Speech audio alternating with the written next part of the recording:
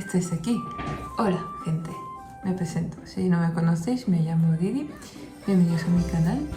Esta semana va a tocar leer el capítulo 7, 8 y 9 de El aliento de los dioses del señor Brandon Sanderson. Si os gusta leer conmigo, pues abrimos el libro por la página 100. No sé si se ve por aquí. Habíamos ido por la página 100.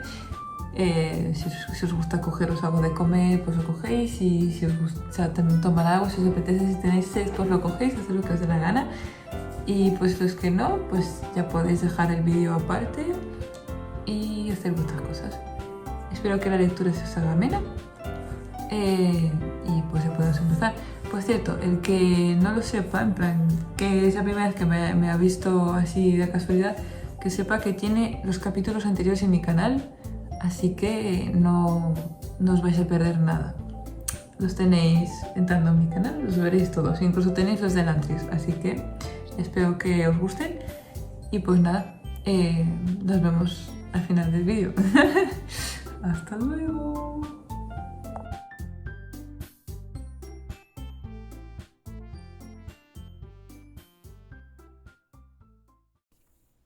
Capítulo 7. La puerta se cerró a su espalda. Un gran fuego ardía en una chimenea a la izquierda, bañando la amplia habitación con una titilante luz anaranjada. Las paredes negras parecían atraer y absorber la iluminación, creando profundas sombras en todos los ángulos. Siria esperó, con su hermoso vestido de terciopelo, el corazón desbocado y la frente sudorosa. A su derecha distinguió una cama enorme, con sábanas y colchas negras, a juego con el resto de la habitación. La cama parecía vacía. Siria escrutó la penumbra, ajustando los ojos. El fuego chisporroteó, lanzando una chispa de luz hacia un gran sillón en forma de trono situado junto a la cama. Estaba ocupado por una figura vestida de negro, envuelta en oscuridad. La miraba, los ojos destelleantes, sin parpadear al resplandor de la chimenea. Siria contuvo la respiración por un instante y bajó los ojos angustiada al recordar las advertencias de dedos azules. Vivena era quien debía estar aquí, no yo, pensó desesperada. No puedo enfrentarme a esto. Mi padre se equivocó al enviarme. Cerró los ojos con fuerza, la respiración cada vez más rápida. Movió los dedos temblorosos y tiró nerviosa de los lazos del costado de su vestido. Sentía las manos resbaladizas por el sudor. ¿Estaba tardando demasiado en desnudarse? ¿Se enfadaría él? ¿Lo mataría incluso antes de que terminara la primera noche? ¿Preferiría ella eso? Tal vez. No, se dijo con determinación. No, tengo que hacer esto. Por Idris, por los campos y los niños que cogían las flores, por mi padre y Mab y todos los demás del palacio. Finalmente, soltó los lazos y el vestido cayó con sorprendente facilidad. En ese momento comprendió que había sido confeccionado con ese objetivo. Dejó caer el vestido al suelo y se quedó mirando su ropa interior. El tejido blanco desprendía un espectro de colores, como la luz a través de un prisma. Lo miró con sorpresa, preguntándose por la causa de ese extraño efecto. No importaba, estaba demasiado nerviosa para pensar en eso. Apretando los dientes, se obligó a desnudarse del todo. Se arrodilló en el frío suelo de piedra, el corazón latiéndole en las sienes para tocarlo con la frente. La habitación quedó en silencio a excepción del chisporroteo de la chimenea. El fuego no era necesario en el calor de Alandren, pero ella lo agradeció, desnuda como estaba. Esperó, el pelo blanco puro, la arrogancia y la testarudez olvidadas, desnuda en más de un sentido. Ese era el final del camino, donde toda su sensación de independencia y libertad tocaba a su fin. No importaba lo que dijera o cómo se sintiese, al final tenía que inclinarse ante la autoridad, como todo el mundo. Apretó los dientes, imaginando al rey Dios allí sentado, viéndola sometida y desnuda ante él. Apenas lo había visto, excepto para advertir su tamaño. Era un palmo más alto que la mayoría de los hombres, más ancho de hombros y más fornido también, más significativo que otros hombres inferiores. Era un retornado. En sí mismo, ser retornado no era un pecado. Después de todo, los retornados también volvían en Idris. La gente de Alandren, sin embargo, mantenía al retornado vivo, alimentándolo con almas de campesinos, despojando de sus alientos a cientos de personas cada año. No pienses en eso, se ordenó. Sin embargo, pensó en los ojos del rey Dios, aquellos ojos negros que parecían brillar a la luz del fuego. Lo sentía encima, observándola, tan fríos como la losa sobre la que estaba arrodillada. El fuego chisporroteó. De los azules se había dicho que el rey la llamaría. ¿Y si no se daba cuenta? ¿Y si no se daba cuenta? No se atrevió a alzar la cabeza. Ya había encontrado su mirada una vez, aunque por accidente. No podía arriesgarse a irritarlo más. Continuó allí arrodillada, los codos sobre el suelo, notando que empezaba a dolerle la espalda. ¿Por qué no hace nada? ¿Estaba insatisfecho con ella? ¿No era tan bonita como había deseado? ¿O le había molestado que lo hubiera mirado a los ojos y hubiese tardado tanto en desvestirse? Sería particularmente irónico si lo ofendía cuando se estaba esforzando tanto por no mostrar su frivolidad habitual. O algo iba mal. Le habían prometido a la hija mayor del rey indiano, pero, en cambio, había recibido a Siri. ¿Notaría la diferencia? ¿Le importaría, siquiera? Pasaron los minutos. La habitación se fue oscureciendo a medida que la leña se consumía. Está jugando conmigo, pensó. Me fuerza a esperar su capricho. Obligarla a estar arrodillada en una postura tan incómoda probablemente significaba algo, una demostración de quién detentaba el poder. La tomaría cuando lo deseara, no antes. Apretó los dientes mientras pasaba el tiempo. ¿Cuánto tiempo llevaba allí arrodillada? ¿Una hora? ¿Tal vez más? Y, sin embargo, el silencio era absoluto. Ninguna llamada, ninguna tos, ni siquiera un roce por parte del rey Dios. Tal vez era una prueba para ver cuánto aguantaría ella. Tal vez estaba interpretando demasiadas cosas. Fuera como fuese, se obligó a continuar en aquella postura, moviéndose apenas solo cuando era absolutamente necesario.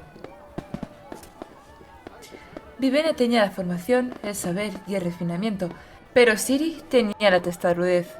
Solo había que repasar su historia de lecciones y deberes repetidamente ignorados para apreciarlo. Con tiempo, incluso habría podido con su padre.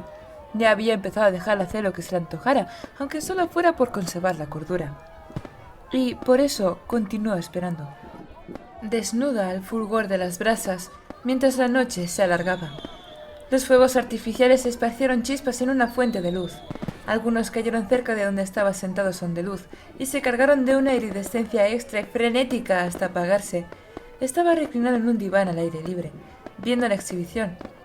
Los criados esperaban a su alrededor, pertrechados con sombrillas.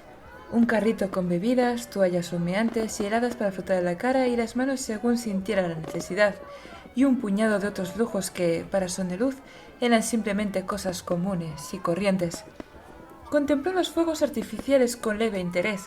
Los maestros artificieros se agrupaban nerviosos cerca de allí.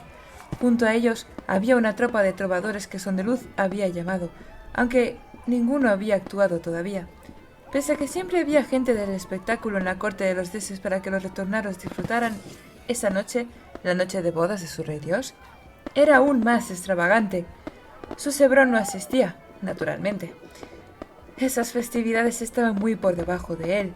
Sondeluz miró a un lado, donde el palacio del rey se alzaba sobriamente por encima de todos los demás. Al cabo de un rato, Sondeluz sacudió la cabeza y devolvió su atención al patio. Los palacios de los reyes formaban un círculo y cada edificio tenía un patio debajo y un balcón encima, ambos asomados a la zona central. Sondeluz estaba sentado a poca distancia en su patio, disfrutando del mullido césped. Otra fuente de fuego se desplegó en el aire, arrojando sombras. Sondeluz suspiró. Aceptó otra bebida de frutas de un criado. La noche era fresca y agradable, adecuada para un dios, o dioses. Sondeluz podía ver a los demás delante de sus palacios. Diferentes grupos de músicos y faranduleros ocupaban los lados de los patios, esperando su oportunidad para satisfacer a uno u otro de los retornados. El fuego se consumió, y los maestros artificieros lo miraron, sonriendo esperanzados a la luz de las antorchas. Sondeluz asintió con su mejor expresión benévola. «Más fuegos artificiales», dijo. «Me habéis complacido». Esto hizo que los tres hombres susurraran nerviosos y llamaran a sus ayudantes. Mientras se preparaban, una figura familiar entró en el anillo de antorchas de Sondeluz. Yarimar llevaba, como siempre, sus hábitos de sacerdote. Incluso cuando salía a la ciudad, que era donde debería haber estado esa noche, representaba a Sondeluz y su culto.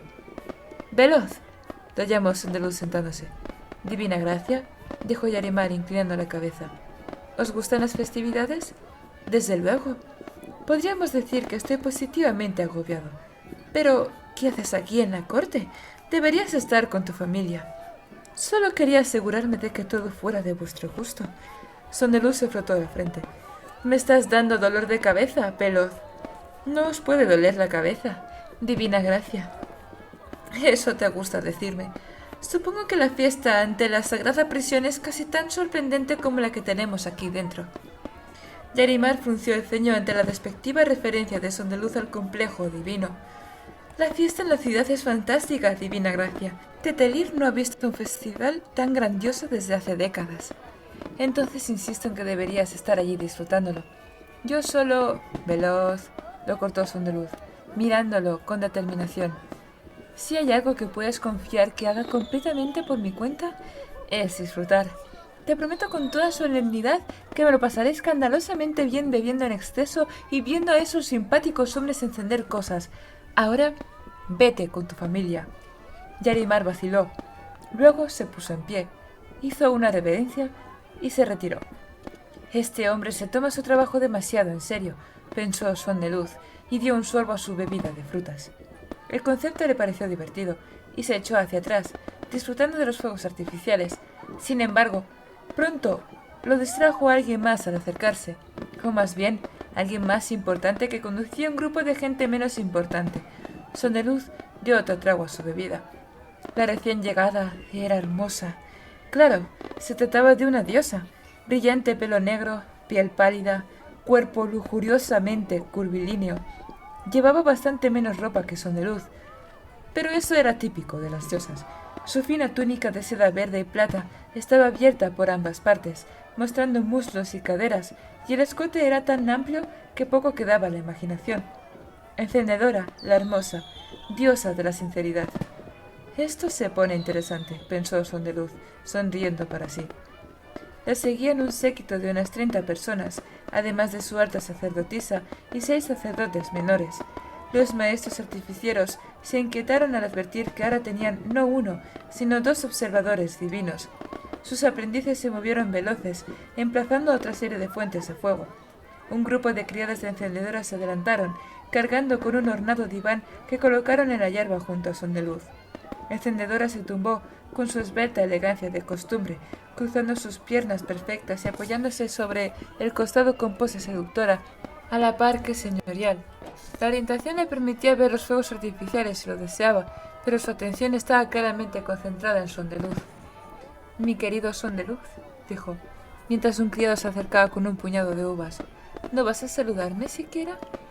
«Allá vamos», pensó él. «Mi querida encendedora», dijo, haciendo a un lado la copa y cruzando los dedos. «¿Por qué hacer algo grosero?» «¿Grosero?», repitió ella, divertida. «Pues sí, obviamente haces un decidido esfuerzo por llamar la atención. Los detalles son magníficos, por cierto. ¿Eso que llevas en los muslos es maquillaje?» Ella sonrió y mordió una uva. «Es un tipo de pintura. Los diseños son obra de algunos de los artistas de más talento de mi culto». «Mis felicitaciones. De todas formas, preguntas por qué no te saludo. Bueno, supongamos que hubiera actuado como sugieres. Después de eso, ¿habrías querido que te alabara?» «Naturalmente. ¿Me habrías hecho mencionar lo hermosa que estás con esa túnica?» «No me quejaría. Subrayar cómo brillan tus deslumbrantes ojos como ascuas ardientes con los fuegos artificiales estaría bien. Declarar cómo tus labios son tan perfectamente rojos que podría quitarle el aliento a cualquier hombre y, sin embargo, forzarlo a crear la poesía más brillante cuando recordara ese momento, me sentiría halagada. En efecto. ¿Y pretendes conseguir de mí esas reacciones?» «Así es». «Pues entonces, maldición, mujer. Sí estoy aturdido, deslumbrado y sin aliento. ¿Cómo demonios voy a saludarte? Teóricamente tendría que estar anonadado». Ella se echó a reír. «Bueno, al menos has encontrado la lengua». Sorprendentemente, la tenía en la boca. Siempre se me olvida buscarla allí. ¿Pero no es ahí donde tendría que estar?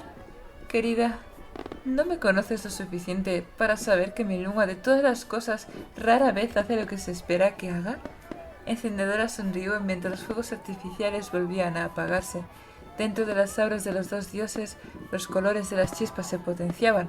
Al otro lado, algunas chispas cayeron al suelo lejos de las auras del aliento, y éstas parecieron débiles y opacas en comparación, como si su fuego fuera tan frío e insignificante que pudiera cogerse con la mano y descartarse. Encendedora dejó de mirar la exhibición. ¿Así que me encuentras hermosa?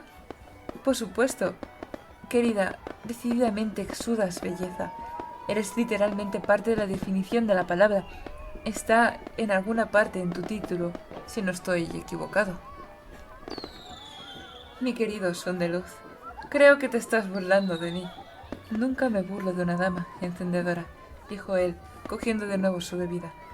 Burlarse de una mujer es como beber demasiado vino. Puede que sea divertido al principio, pero la resaca es infernal. La diosa vaciló. Pero nosotros no tenemos resaca, ya que no podemos emborracharnos. ¿No podemos? Entonces, ¿por qué demonios estoy bebiendo este vino? Ella alzó una ceja. A veces, Son de Luz, no estoy segura de cuándo te comportas como un tonto y cuándo hablas en serio. Bueno, si alguna vez llegas a la conclusión de que hablo en serio, dímelo para que me entere. Ajá, dijo ella, girándose en el diván para quedar abajo. Se apoyó en los codos, con los pechos apretujados entre ambos, los fuegos artificiales reflejándose en su espalda desnuda y proyectando sombras de colores entre sus omóplatos arqueados. Así que admites que soy hermosa y asombrosa. ¿Te importaría entonces retirarte de las festividades esta noche? ¿Encontrar otros entretenimientos? Son de Luz vaciló. Ser incapaz de procrear no impedía que los dioses buscaran intimidad, sobre todo con otros retornados. De hecho, por lo que podía deducir, la imposibilidad de tener hijos tan solo aumentaba la laxitud de la corte en esos menesteres. Muchos dioses tomaban amantes mortales. Se sabía que Encendedora tenía unos cuantos entre sus sacerdotes. Las relaciones con los mortales nunca eran consideradas infidelidades entre los dioses. Encendedora se repantigó en el diván, flexible, tentadora. Son de Luz abrió la boca, pero en su mente la vio a ella, la mujer de su visión, la de sus sueños. El rostro que le había mencionado Yarimar. ¿Quién era? Probablemente nada, un deseo de su vida anterior, o tal vez simplemente una imagen creada por su subconsciente. Tal vez incluso, como decían los sacerdotes, algún tipo de símbolo profético. Ese rostro no debería hacerlo vacilar, no cuando tenía delante la perfección. Yo me veo obligado a rehusar, acabó diciendo. He de ver los fuegos artificiales. ¿Son más fascinantes que yo? En absoluto. Simplemente parece más difícil que ellos me quemen. Ella se echó a reír. Bueno, entonces, ¿por qué no esperamos a que terminen y luego nos retiramos? Oh, dijo Son de Luz. Creo que soy demasiado perezoso para eso. ¿Demasiado perezoso para el sexo? Preguntó Encendedora, tendiéndose de costado y mirándolo. Soy un genuino indolente, un pobre ejemplo de Dios, como no paro de decir a mi sumo sacerdote. Nadie parece escucharme, así que me temo que he de seguir esforzándome para demostrar que tengo razón. Enredarme contigo, por desgracia, socavaría toda la base de mi argumento. Ella sacudió la cabeza. A veces me confundes, Son de Luz. Si no fuera por tu reputación, simplemente pensaría que eres tímido. ¿Cómo puedes haberte acostado con Calma Vidente e ignorarme continuamente? Calma Vidente fue la última retornada, honorable, que ha conocido esta ciudad, pensó Son de Luz, sorbiendo su bebida. Ninguno de los que quedan tiene una brizna de su decencia, yo incluido. Encendedora guardó silencio, contemplando la última exhibición de los maestros artificieros. El espectáculo se había vuelto progresivamente más retorcido, y Son de Luz estaba pensando en detenerlo, para que no agotaran todos los fuegos con él, y no le quedara ninguno en caso de que otro dios lo llamara. Encendedora no hizo ningún atisbo de regresar a su palacio, y Son de Luz no añadió nada más. Sospechaba que ella no había venido solamente a practicar esgrima verbal, ni siquiera a intentar acostarse con él. Aquella diosa siempre tenía planes preconcebidos. Según la experiencia de Son de Luz, en aquella mujer había más profundidad de lo que su brillante superficie sugería. Su corazonada acabó por resultar acertada. Ella dejó de prestar atención a los fuegos artificiales y miró al oscuro palacio del rey dios. Tenemos una reina nueva. Ya me he dado cuenta. dijo Son de Luz, aunque lo admito, solo porque me lo han recordado varias veces. Guardaron silencio. ¿No has pensado en el tema?, preguntó finalmente Encendedora. Trato de evitar tener pensamientos. Conducen a otros pensamientos y, si no tienes cuidado, esos otros pensamientos conducen a acciones. Las acciones cansan. Lo sé de buena fuente, gracias a alguien que una vez lo leyó en un libro. La diosa suspiró. Evitas pensar, me evitas a mí, evitas esforzarte. ¿Hay algo que no evites? El desayuno. Encendedora no reaccionó, cosa que Sondeluz encontró decepcionante. Estaba concentrada en el palacio del rey. Sondeluz solía tratar de ignorar el gran edificio negro. No le gustaba cómo parecía acechar sobre él. Tal vez deberías hacer una excepción, dijo Encendedora, y pensar un poco en esta situación concreta. La reina significa algo. Él jugueteó con su copa entre los dedos. Sabía que los sacerdotes de Encendedora se contaban entre aquellos que se mostraban más a favor de la guerra en la asamblea de la corte. No había imaginado su fantasmal pesadilla de antes, la visión de Tetelila ardiendo. Esa imagen se negaba a borrarse de su mente. Él nunca decía nada a favor o en contra de la guerra, simplemente no quería implicarse. Hemos tenido reinas antes, dijo por fin. ¿Ninguna del linaje real?, replicó Encendedora. Al menos no ha habido ninguna desde los días de Calaz, el usurpador. Calaz, el hombre que había provocado la multiguerra, el que había usado su conocimiento del aliento biocromático para crear un enorme ejército de sin vidas y hacerse con el poder en Alandrén. Había protegido el reino con sus ejércitos y, sin embargo, también lo había destrozado al expulsar la casa real o las tierras altas. Ahora habían vuelto, o al menos lo había hecho una de ellos. Es un día peligroso, Son de Luz, dijo Encendedora en voz baja. ¿Qué sucederá si esa mujer engendra un hijo que no sea un retornado? Imposible. ¿Sí? ¿Tanto confías en ello? Él asintió. De los retornados, solo el rey Dios puede engendrar hijos, y siempre nacen muertos. Ella negó con la cabeza. La única constancia que tenemos sobre eso proviene de los sacerdotes de palacio. Sin embargo, he oído decir que hay discrepancias en los archivos. Aunque no nos preocupemos por ellas, hay bastantes consideraciones más. ¿Por qué necesitamos a uno de los reales para legitimar nuestro trono? ¿No son suficientes cientos de años de gobierno por parte de la corte de los dioses para legitimar el reino? Sondeluz no respondió. Este matrimonio implica que todavía aceptamos la autoridad real, añadió ella. ¿Qué sucederá si ese rey de las tierras altas decide recuperar sus territorios? ¿Qué sucederá si esa reina nuestra tiene un hijo de otro hombre? ¿Quién será el heredero? ¿Quién gobernará? El rey Dios gobierna. Todo el mundo lo sabe. No gobernaba hace 300 años. Lo hacían los reales. Luego lo hizo Calaz. Y después da la paz. Los cambios pueden sucederse con mucha rapidez.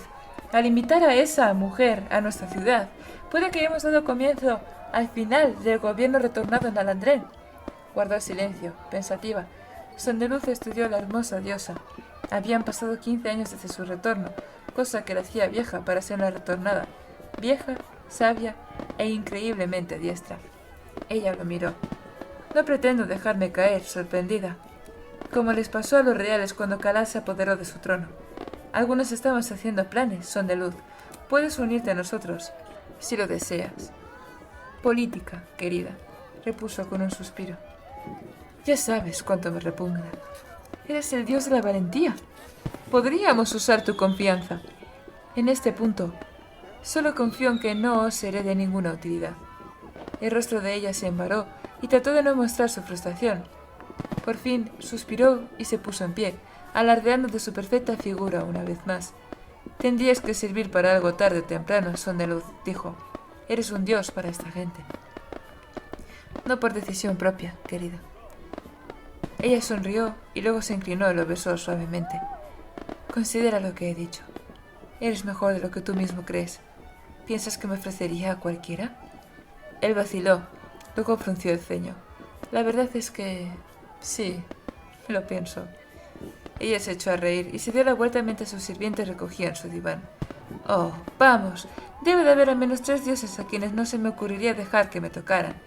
Disfruta de la fiesta y trata de imaginar lo que está haciendo nuestro rey con nuestro legado en sus aposentos ahora mismo. Se volvió a mirarlo.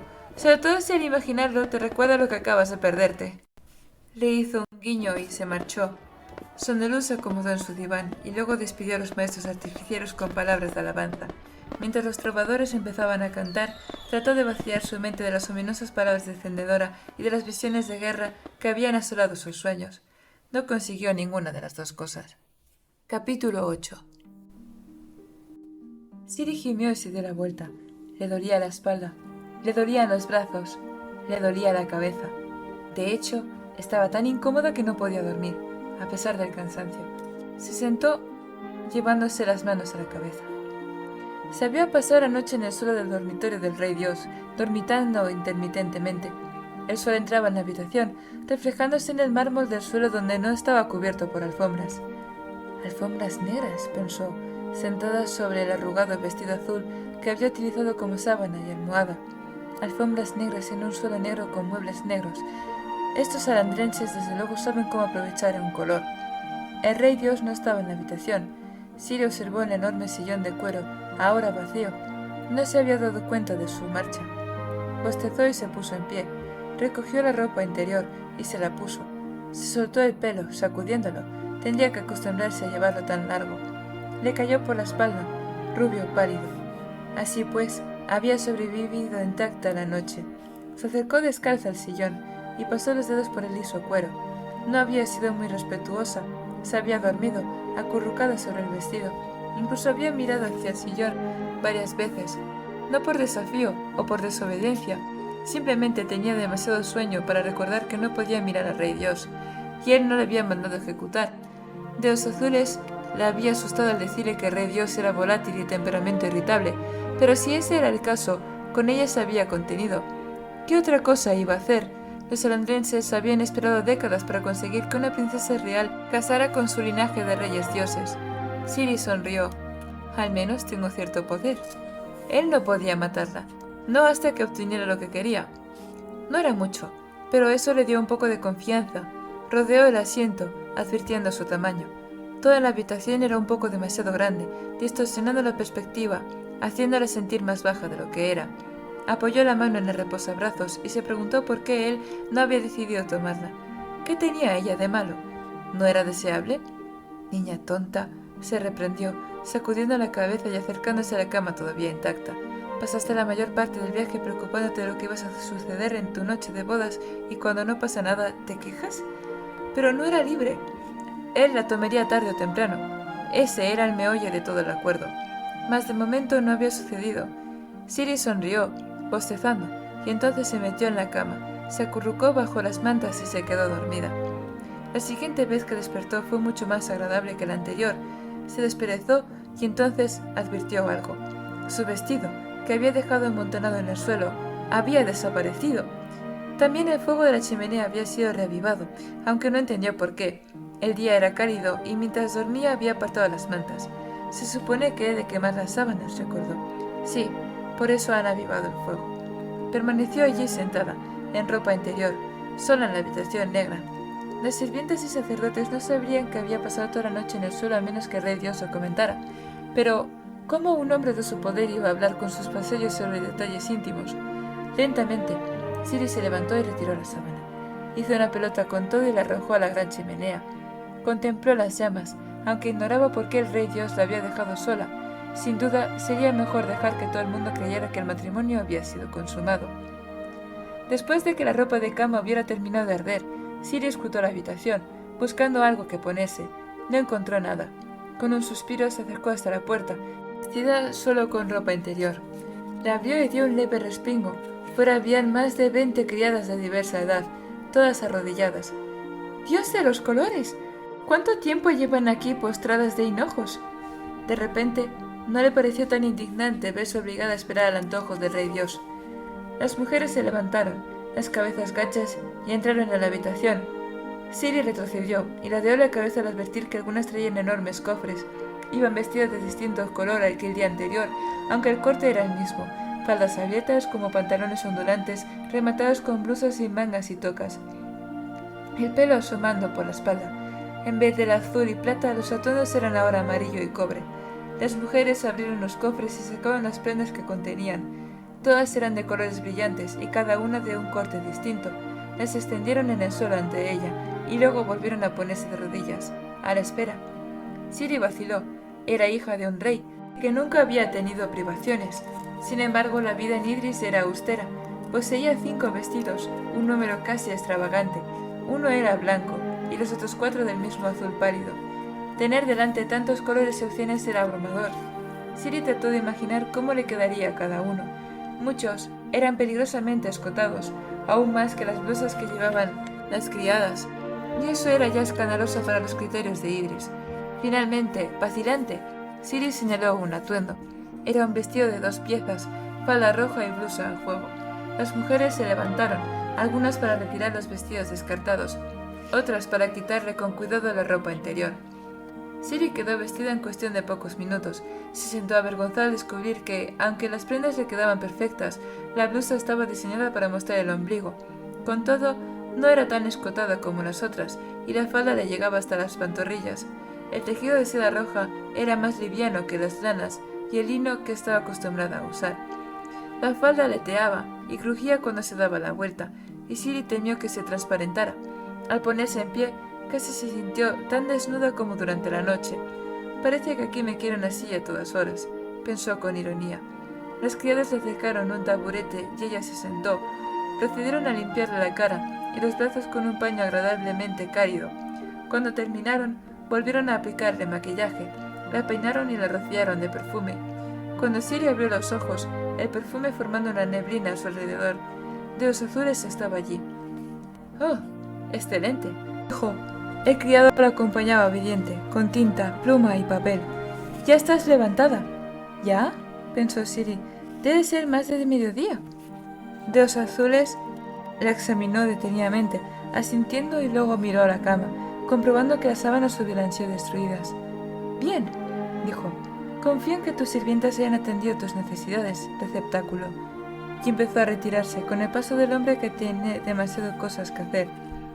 «Espera», dijo Ciri, poniéndose en pie y apartando a varias criadas. Él vaciló. «¿Receptáculo?». Ciri titubeó, insegura de cómo expresar lo que sentía. «¿Sabes qué se supone que debo hacer?» «¿Hacer, receptáculo? ¿Quieres decir en relación a...?» Miró en dirección a la cama. Ella se ruborizó. «No, eso no. Me refiero a mi tiempo. ¿Cuáles son mis deberes? ¿Qué se espera de mí? ¿Que proporciones un heredero?» «Aparte de eso». Dedos Azules frunció el ceño. «Bueno, para ser sincero, en realidad no lo sé. He de decir que tu llegada ha causado cierto revuelo en la corte de los dioses». «Y en mi vida también», pensó ella, ruborizándose levemente, el pelo volviéndose rojo. «No es que sea culpa tuya, por supuesto», añadió rápidamente Dedos Azules. «Pero claro, bueno, habría preferido tener más tiempo para prepararme». «¿Más tiempo? El matrimonio se acordó en tratado hace más de 20 años. Sí, bueno, pero nadie pensó...» Se interrumpió. «Bueno, sea como sea, haremos todo lo que podamos para acomodarte en el palacio del rey». «¿Qué pasa aquí?», pensó Ciri. «¿Nadie pensó que el matrimonio fuera a tener lugar? ¿Por qué no? ¿Daban por hecho que Iris no cumpliría su parte del trato?». De todas formas, él no había contestado a su pregunta. «Sí, pero ¿qué debería hacer?», dijo, sentándose de nuevo en el taburete. «¿Tengo que quedarme mano sobre mano contemplando la chimenea todo el día?». Dedos Azules se echó a reír. «¡Ay, colores, no! Mi señora, esta es la corte de los dioses. Encontrarás muchas cosas en que ocuparte. Cada día se permite entrar a artistas para que desplieguen sus talentos para las deidades. Puedes ordenar que te traigan a cualquiera de ellos para una actuación privada. ¿Y puedo tal vez montar a caballo?». El hombre se frotó la barbilla. «Supongo que podríamos traerte algunos caballos. Naturalmente, tendremos que esperar a que termine la celebración de la boda». «¿La celebración de la boda? ¿Tú no lo sabes, entonces? ¿No te prepararon para nada de esto?». Ciri se ruborizó. «No pretendía ofenderte, receptáculo. La celebración de la boda es un periodo de 1 semana en que festejamos el matrimonio del rey Dios. Durante ese tiempo no puedes salir del palacio. Al final, serás presentado oficialmente a la corte de los dioses. Oh, ¿y después de eso podré salir de la ciudad?». «¿Salir de la ciudad? Pero bueno, receptáculo, no puedes abandonar la corte de los dioses». «¿Por qué no?». «Puede que no seas ninguna diosa, pero eres la esposa del rey Dios. Sería demasiado peligroso dejarte salir.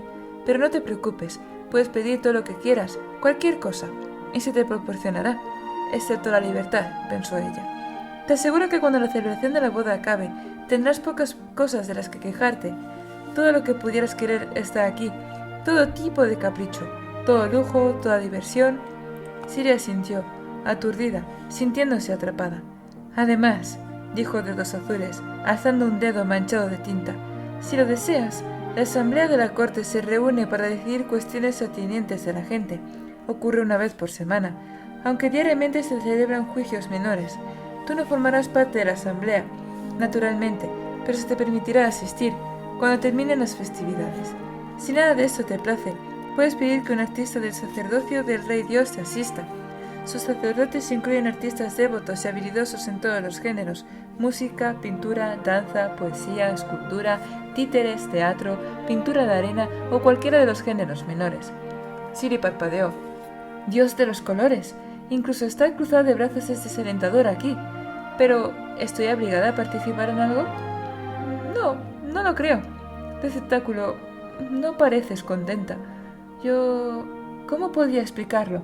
Toda su vida había esperado ser algo, y durante la mayor parte de ella había evitado intencionadamente serlo. Ahora eso quedaba atrás. No podía desobedecer, so pena de hacerse matar y meter a Idris en una guerra. Por una vez, estaba dispuesta a servir, a intentar ser obediente, pero, irónicamente, no tendría nada que hacer, excepto, naturalmente, engendrar un hijo. Muy bien, suspiró. ¿Dónde están mis aposentos? Iré a instalarme. ¿Tus aposentos? Sí, supongo que nos residiré en esta cámara. No, dijo Dedos Azules riendo. ¿La sala de Concepción? Pues claro que no. ¿Entonces dónde? Receptáculo, en cierto modo, todo este palacio es tuyo. No veo por qué necesitas habitaciones específicas. Pide de comer y tus sirvientas te traerán una mesa. Si deseas descansar, te traerán un diván o una silla. Si quieres entretenimiento, te traerán actores. De repente, las extrañas secciones de sus criadas, simplemente traerle un montón de prendas para elegir, luego maquillarla y arreglar el pelo allí mismo, cobraban sentido. Comprendo, dijo casi para sí. ¿Y los soldados que vinieron conmigo hicieron lo que les ordené? Por supuesto, partieron esta mañana. Fue una decisión sabia. No son dedicados sirvientes de los tonos y no habrían podido quedarse aquí en la corte. No podrían haberte servido para nada. La muchacha asintió. Receptáculo, si me disculpas. Siri asintió, distraída, y el escriba se marchó, dejándola pensando en lo terriblemente sola que estaba. Pero aún así no puedo desanimarme ahora, decidió. Se volvió hacia una de sus sirvientas, una joven más o menos de su misma edad. Bueno, dime en qué puedo ocupar el tiempo. La criada se ruborizó en silencio, inclinando la cabeza. Quiero decir, parece que hay un montón de cosas que hacer, dijo Siri, tal vez demasiado. La muchacha volvió a inclinar la cabeza. Eso pinta muy mal, pensó Siri, apretando los dientes. Una parte de ella quería hacer algo chocante para arrancar una reacción a la sirvienta, pero sabía que era una tontería. De hecho, parecía que muchos de sus impulsos y reacciones naturales no funcionarían en Alandren. Así que, para evitar cometer una estupidez, se levantó, decidió examinar su nuevo hogar. Salió de la habitación negra al pasillo, volvió hacia sus sirvientas, quienes formaban fila tras ella, obedientes. ¿Hay algún lugar al que tenga prohibido ir?, preguntó. Una criada negó con la cabeza. Muy bien, pues, pensó. Será mejor que no acabe tropezando con el rey Dios en el cuarto de baño. Cruzó el pasillo, abrió la puerta y entró en la habitación amarilla en que había estado el día anterior. La silla y el banco que había utilizado habían sido sustituidos por unos divanes amarillos. Siri alzó una ceja y se encaminó hacia la habitación de las bañeras. La bañera había desaparecido. Se quedó parada. La habitación era tal como recordaba, con los mismos rojos. Sin embargo, las plataformas de losas con sus bañeras ya no estaban. Todo era portátil, traído para su baño y retirado luego. «Jo, pueden transformar cualquier habitación», pensó sorprendida. «Deben de tener almacenes llenos de muebles, bañeras y tapices de todos los colores, esperando los caprichos de su dios». Llena de curiosidad, dejó atrás la habitación, ya sin bañeras, y fue explorando. Cada habitación parecía tener 4 puertas, una en cada pared. Algunas habitaciones eran más grandes que otras. Algunas tenían ventanas al exterior, mientras que otras estaban en medio del palacio. Cada una era de un color, aunque seguía siendo difícil distinguirlas. habitaciones interminables, prístinas con adornos siguiendo un único tema de color. Pronto estuvo completamente perdida, pero eso no parecía importar. Cada habitación era, en cierto modo, igual que cualquier otra. Se volvió hacia las criadas. «Me gustaría desayunar». Sucedió mucho más rápido de lo que Siri había creído posible. Varias de las mujeres se marcharon y regresaron con un sillón tapizado de verde al juego con la habitación en que ahora estaba. Siri se sentó a esperar mientras una mesa, sillas y finalmente comida aparecían como por ensalmo. En menos de 15 minutos tenía servida una comida caliente. Vacilante, cogió un tenedor y probó un bocado. Solo entonces fue consciente de lo hambrienta que estaba. El desayuno se componía de embutido mezclado con verdura. Los sabores eran muy fuertes, pero cuando más engullía aquella picante comida, más le gustaba. Hambrienta o no, era extraño comer en silencio. Siri estaba acostumbrada a hacerlo en las cocinas con las criadas o en la mesa con su padre, sus generales y la gente o los monjes que hubiera invitado en ese día. Nunca era una actividad silenciosa, mientras que en Alandren, tierra de colores, sonidos y ostentación, se encontraba comiendo sola, en silencio, en una habitación que parecía sosa a pesar de sus brillantes adornos. Las criadas la observaban. Ninguna le habló. Su silencio era supuestamente respetuoso. Lo sabía, pero en cierto modo también intimidatorio. Intentó varias veces entablar conversación, pero solo obtuvo breves respuestas. Masticó una alcaparra picante. ¿Es así como va a ser mi vida a partir de ahora? Pensó. Pasar la noche sintiéndome medio utilizada, medio ignorada por mi esposo, y luego al día rodeado de gente y sin embargo de algún modo sola. Se estremeció, perdiendo el apetito. Soltó el tenedor y la comida se enfrió lentamente en la mesa. La miró y una parte de ella deseó haberse quedado en aquella cómoda y enorme cama negra. Capítulo 9. Vivena, hija primogénita de Dedelín, rey de Idris, contempló la grandiosa ciudad de Terdelir. Era el lugar más feo que había visto en su vida. La gente se abría paso entre las calles, envuelta en fragantes olores, chillando, hablando, apestando, tosiendo, chocando unos contra otros. El pelo de Vivena pasó a hacerse gris y se rebujó en su chal mientras mantenía su imitación, pues de eso se trataba, de una mujer mayor. Había temido destacar. No tendría que haberse preocupado. ¿Quién podría destacar en semejante confusión? Sin embargo, era mejor cubrirse las espaldas. Había llegado a Terdelir hacía apenas unas horas, con la intención de rescatar a su hermana, no de dejarse secuestrar. Era un plan osado. Apenas podía creer que lo hubiera logrado. Con todo, de las muchas cosas que sus tutores le habían enseñado, una destacada en su mente. Un líder era alguien que actuaba. Nadie más iba a ayudar a Siri, y por eso era cosa de Vivena. Sabía que carecía de experiencia. Esperaba que su conciencia de ello le ayudara a no ser demasiado temeraria, pero tenía la mejor educación y el mejor conocimiento político que su reino podía proporcionar, y gran parte de su formación se había centrado en la vida de Alandren. Como devota seguidora de Austre, había practicado toda la vida para evitar destacar. Así pues, lograría conservar el anonimato en una ciudad tan vasta y desorganizada como Terdelir. Y desde luego que era vasta. Vivena había memorizado mapas, pero no lo habían preparado para las vistas. Los sonidos, los olores y colores de la ciudad, un día de mercado. Incluso el ganado llevaba lazos brillantes. Vivena se encontraba a un lado de la calle, encorvada junto a un edificio envuelto en ondeantes estandartes. Delante de ella, un pastor conducía un pequeño rebaño de ovejas hacia la plaza del mercado. Todas habían sido teñidas de un color distinto, pero ¿no estropeará eso la lana?, pensó Vivena agriamente. Los diferentes colores de los animales le chirriaban tanto que tuvo que apartar la mirada. Pobre Siri, atrapada en mitad de todo esto, encerrada en la corte de los dioses, probablemente tan nubilada que apenas podría pensar. Vivena había sido entrenada para tratar con los terrores de Alandren. ¿Cómo se las apañaría la pequeña Siri? Dio una patadita contra el suelo mientras esperaba a la sombra de una gran estatua de piedra. ¿Dónde está ese hombre?, se preguntó. Parlin todavía no había regresado de su exploración. No había nada que hacer sino esperar. Contempló la estatua. Estaba dedicada al famoso devenir de Labrín. La mayoría de las estatuas representaban a guerreros. Se alzaban en todas las poses imaginables por toda la ciudad, armados y a menudo ataviados con ropajes de colores. Según sus lecciones, Al pueblo de Tetelir le parecía un pasatiempo divertido vestir a las estatuas. Se decía que las primeras habían sido encargadas por De la Paz el Bendito, el retornado que se había hecho con el control de Alandriana al final de la multiguerra. El número de estatuas había ido en aumento cada año a medida que los retornados las iban pagando con un dinero, naturalmente, que procedía del mismo pueblo. Exceso y despilfarro, pensó Vivena, sacudiendo la cabeza. Finalmente advirtió que Parlín regresaba. Frunció el ceño al ver que llevaban un ridículo tocado en la cabeza. Parecía un calcetín, aunque mucho más grande. El brillante sombrero verde caía a un lado de su rostro cuadrado, y parecía fuera de lugar en contraste con sus ropas de viaje marrón oscuro. Alto, aunque no por ello desgarbado. Parlín era solo unos años mayor que Vivena. Lo conocía de toda la vida. El hijo del general Yarda había vivido prácticamente en palacio.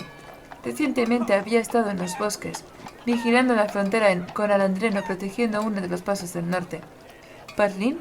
—dijo ella mientras se acercaba, cuidando de mantener su malestar apartado de su voz y su cabello. —¿Qué diablos llevas en la cabeza? —Un sombrero —dijo él, conciso como siempre.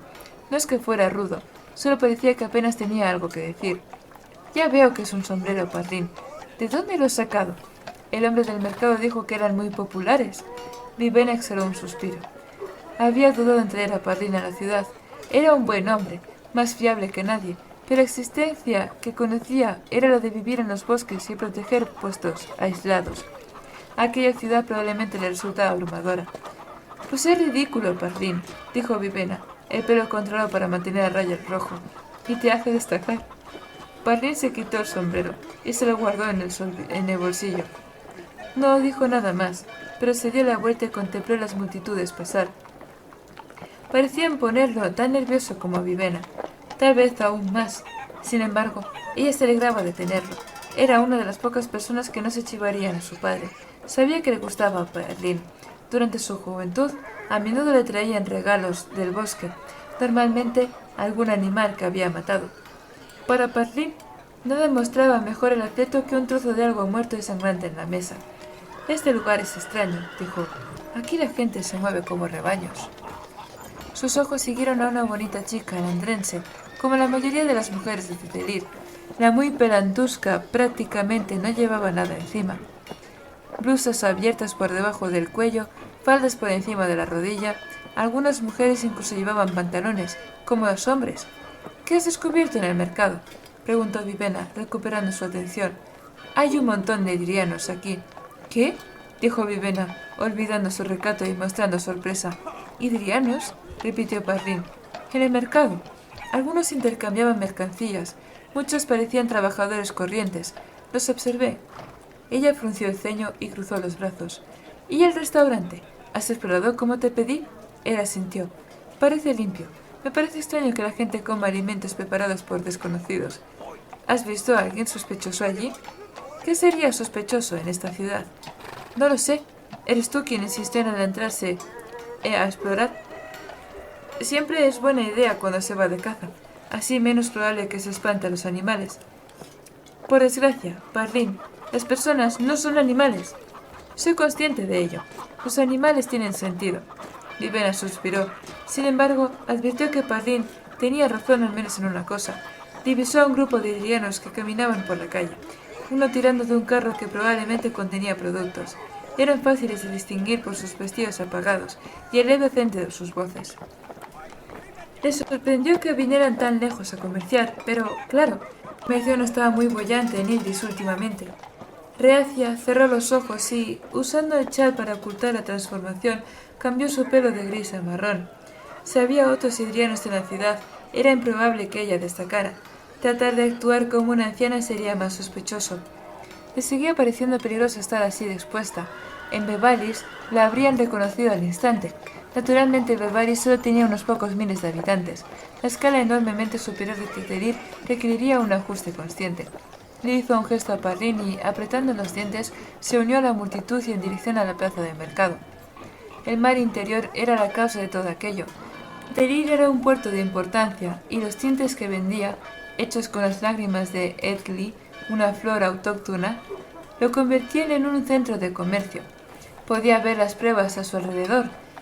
sedas y ropas exóticas, mercaderes de piel bronceada de terradel, con sus largas barbas negras sujetas en forma de cilindro con cordeles de cuero, alimentos frescos de las ciudades costeras. En Idris, la población se repartía por las granjas y montañas. En Alandren, un país que controlaba un buen tercio de la costa del mar interior, las cosas eran distintas. Podían florecer, crecer, volverse extravagantes. En la distancia pudo ver la llanura donde estaba la corte de los dioses, el lugar más profano a ojos de Austria. Dentro de sus muros, dentro del terrible palacio del rey dios, Ciri estaba cautiva, prisionera del propio Susebrón. Lógicamente, Vivena comprendía la decisión de su padre. En crudos términos políticos, Vivena era más valiosa para Idris. Si la guerra era segura, tenía sentido enviar a la hija menos útil como táctica dilatoria. Pero a Vivena le resultaba difícil pensar en Ciri como menos útil. Era gregaria, pero también la que sonreía cuando los demás estaban deprimidos, la que traía regalos cuando nadie los esperaba. Era enloquecedora, pero también inocente, y era la hermana pequeña de Vivena, y alguien tenía que cuidar de ella. El rey Dios exigía un heredero. Ese tendría que haber sido el deber de Vivena, su sacrificio por su pueblo. Estaba preparada y dispuesta. Le parecía mal que Ciri tuviera que pasar por algo tan terrible. Su padre había tomado la mejor decisión para Idris. Vivena había tomado la suya. Si iba a haber guerras, entonces ella quería estar preparada para sacar a su hermana de la ciudad cuando se volviera peligrosa. De hecho, pensaba que tenía que haber un modo de rescatar a Ciri antes de que estallara la guerra. Una manera de engañar a los de Alandren, haciéndoles creer que Ciri había muerto. Algo que salvara a su hermana sin provocar más hostilidades. No era algo que su padre pudiera aceptar, así que no se lo había dicho. Era mejor que negara estar implicado si las cosas salían mal. Avanzó calle abajo, cuidando de no llamar la atención. Salir de Idris había sido sorprendentemente fácil. ¿Quién sospecharía un movimiento tan usado por parte de Vivena, que siempre había sido perfecta? Nadie le preguntó nada cuando pidió comida y suministros, explicando que quería disponer de raciones de emergencia. Nadie cuestionó que propusiera una expedición a los picos más altos para recoger unas valiosas raíces, una excusa para disfrutar de su desaparición. Había sido muy fácil persuadir a Parlin. Confiaba en ella, quizá demasiado, y conocía a la perfección los caminos y senderos que conducían a Alandren. Había llegado hasta los murallas de la ciudad en una expedición exploratoria hacía un año. Con su ayuda, ella había podido reclutar a unos cuantos amigos suyos, también hombres del bosque, para que la protegieran y fueran parte de su expedición. Había enviado al resto de vuelta esa misma mañana. Serían de poca utilidad en la ciudad, donde ya había localizado a otros aliados para que fueran su protección. Los amigos de Parlin llevarían la noticia a su padre, quien ya se habría enterado. Antes de marcharse, había encargado a su criada que le entregara una carta. Al descontar los días, se dio cuenta de que la carta sería entregada esa misma noche. No sabía cómo reaccionaría su padre. Tal vez enviaría en secreto una partida de soldados para recuperarla. Tal vez le dejaría hacer lo que quería. En la carta le había advertido que, si veía a los soldados de Idris buscándola, simplemente iría a la corte de los dioses y explicaría que se había producido un error y se cambiaría por su hermana. Esperaba no tener que hacer eso. El rey dios no era de fiar. Podía hacer cautiva a Vivena y quedarse con Ciri, ganando así 2 princesas para proporcionarle placer en vez de una. No pienses en eso, se dijo, arrebujándose más en su chal a pesar del calor. Era mejor encontrar otro modo. El primer paso era hallar a Lemix, el jefe de los espías de su padre en Alandren. Vivena se había carteado con él en varias ocasiones. Su padre quería que estuviera familiarizada con su mejor agente de inteligencia en Tetelir y ahora su predicción actuaría en su contra. Lemix conocía a Vivena y le había dicho que obedecería a sus órdenes. El día que partió de Idris le había enviado una misiva al espía, entregada a través del mensajero con recambio de caballos para que llegara rápido. Suponiendo que el mensaje hubiera llegado a salvo, el espía se reuniría con ella en el restaurante acordado. Su plan parecía bueno. Estaba preparada. ¿Por qué, entonces, se sentía tan aterrada cuando entró en el mercado? Se detuvo en medio del trastiego humano que inundaba la calle. Era una expansión enorme, cubierta de tenderetes, corrales, edificios y gente. El suelo no estaba empedrado. Solo había arena y tierra con islas de hierba, y no parecía haber mucho fundamento en la disposición de los edificios. Se habían trazado calles de manera arbitraria donde iba la gente. Los mercaderes vendían a voz en grito Los estandartes ondeaban al viento, y los titiriteros llamaban la atención. Era una orgía de color y movimientos. «Caray», dijo Parlin en voz baja. Vivena se volvió, sacudiéndose su estupor. «¿No estuviste aquí?» «Sí», dijo Parlin, los ojos un poco nublosos. «Caray, otra vez». Ella sacudió la cabeza. «Vayamos al restaurante». Él asintió. «Por aquí». Vivena lo siguió, irritada. Esto era Alandren. No debería sentirse admirada, sino molesta. Sin embargo, estaba tan abrumada que le resultaba difícil sentir algo más allá de una leve sensación de fastidio. Nunca se había dado cuenta de cómo daba por normal la hermosa simpleza de Idris. Agradeció la presencia familiar de Parlin a medida que la potente oleada de olores, sonidos e imágenes trató de ahogarla. En algunos lugares había tanta gente que tuvieron que abrirse paso a empujones. En ocasiones, Vivena se encontró al borde del pánico, apretujada por cuerpos sucios y repulsivamente coloridos.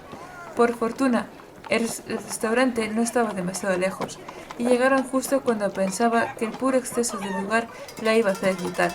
El cartel de la entrada tenía la imagen de un barco navegando alegremente.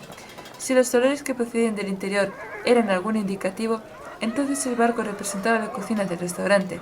Pescado. Vivena apenas fue capaz de controlar el asco. Había comido pescado varias veces, mientras se preparaba para su vida en Alandren. Nunca había llegado a gustarle. Parlin entró, se hizo a un lado y se agazapó, casi como un lobo, mientras dejaba que sus ojos se acostumbraran a la escasa luz. Vivena le dio al encargado el nombre falso por el que Lemes debía llamarla. El hombre miró a Parlin, luego se encogió de hombros y los condujo a una de las mesas situadas al otro lado de la habitación. Vivena se sentó, a pesar de su formación. No estaba muy segura de qué se hacía en un restaurante. Parecía significativo que esa clase de lugares pudieran existir en Alandren, lugares donde se daba de comer no a los viajeros, sino a los locales que no se molestaban en preparar su propia comida y cenar en sus propias casas. Parlin no se sentó, sino que permaneció de pie junto a su silla, vigilando la sala. Parecía tan tenso como ella. «Vivena», dijo en voz baja, inclinándose, «tu pelo». Ella se sobresaltó al advertir que se había aclarado tras la conmoción de abrirse paso entre la multitud. No se había vuelto completamente blanco. Estaba demasiado bien entrenada para eso. Pero se había hecho más claro, como si hubiera sido despojado de poder. Sintiendo un escalofrío de paranoia, volvió a colocarse el pañuelo sobre la cabeza y apartó el rostro cuando el mesonero se acercó para tomarles el pedido. En la mesa había garabateada una corta lista de comidas, y Parlin finalmente se sentó. «Eres mejor que esto», se dejó ella severamente. «Has estudiado a Alandren la mayor parte de tu vida». Su pelo se oscureció, volviendo al castaño. El cambio fue tan sutil que se habría dicho que se trataba de un efecto de la luz. Se dejó el pañuelo puesto, sintiéndose avergonzada. Un paseo por el mercado y ¿perdía el control? «Piensa en Siri», se ordenó. Eso le dio fuerzas. Su intérpida misión era fruto de un impulso, pero era importante.